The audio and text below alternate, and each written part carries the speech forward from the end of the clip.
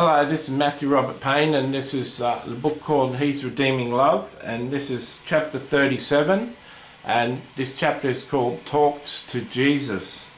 Whilst I was at the last boarding house that I met the witch in, and I met a concreter in that said that he'd pay for my book.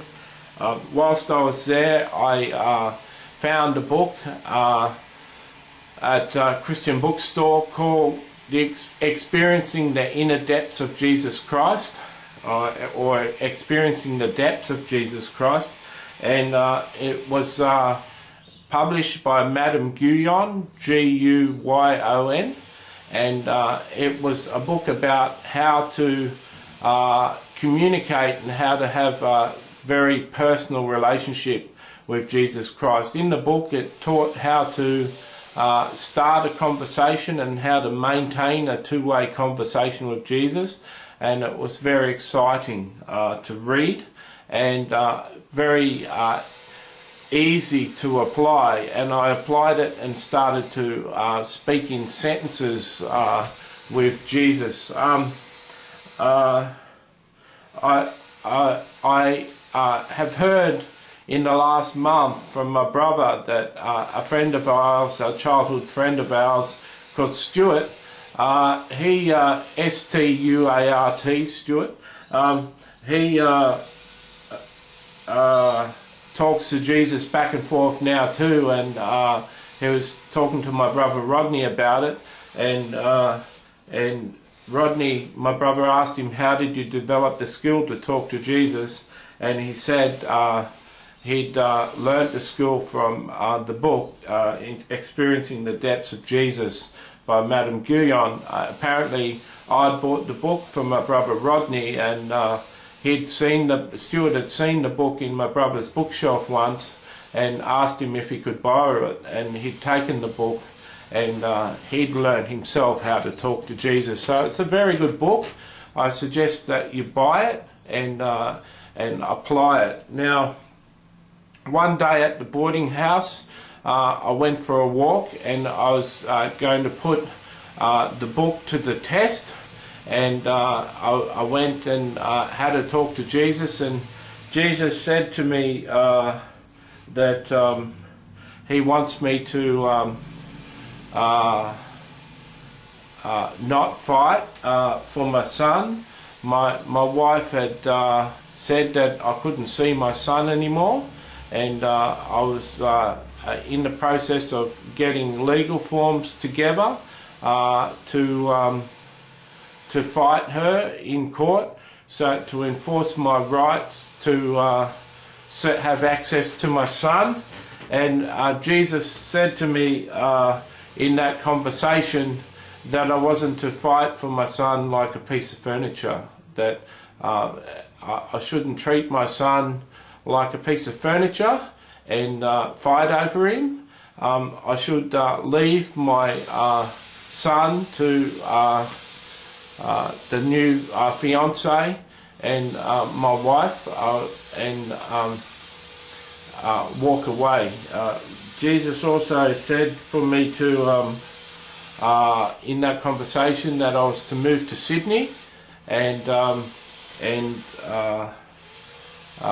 he wanted me to move to Sydney and stop seeing my son, and my son was the only reason I was really staying in Brisbane anymore, and I didn't have a job, and there was more chance for jobs in Sydney. So Jesus in that conversation said, I want you to move to Sydney, I want you to stop fighting for access with your son. And he also said, don't give up on being one of the two witnesses. Now, I have since given that idea away, that I'm one of the two witnesses.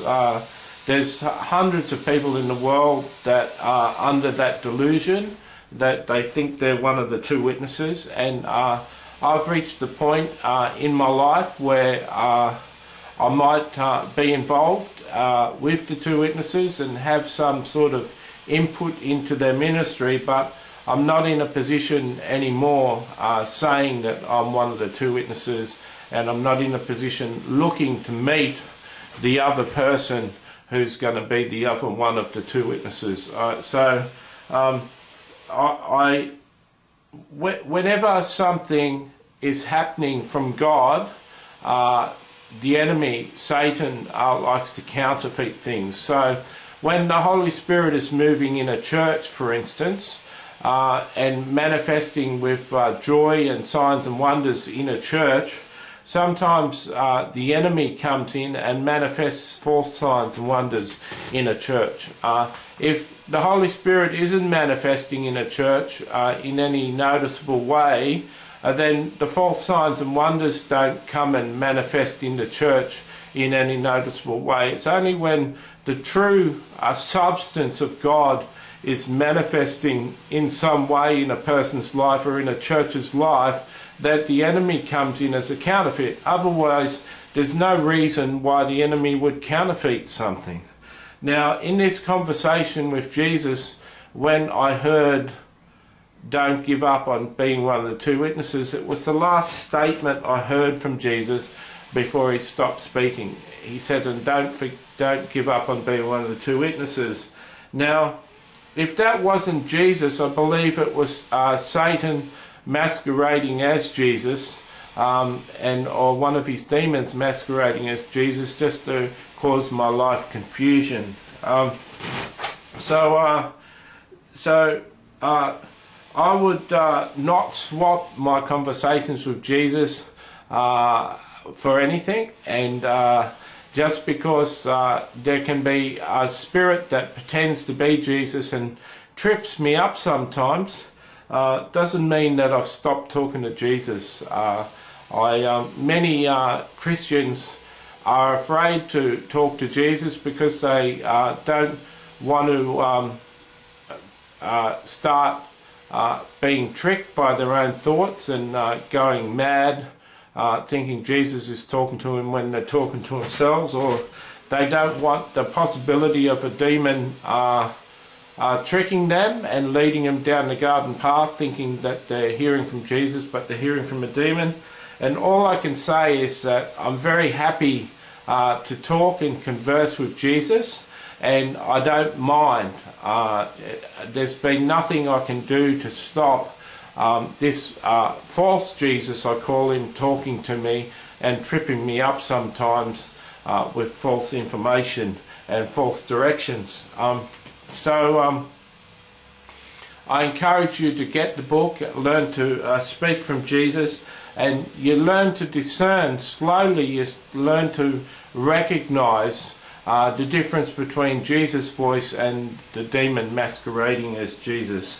So I learned to talk to Jesus back and forth, and certainly I learned to hear his voice, and this would prove very valuable indeed in the future when I started to do long prophecies and get dictation from Jesus for people in prophecy. So I hope you've enjoyed this chapter.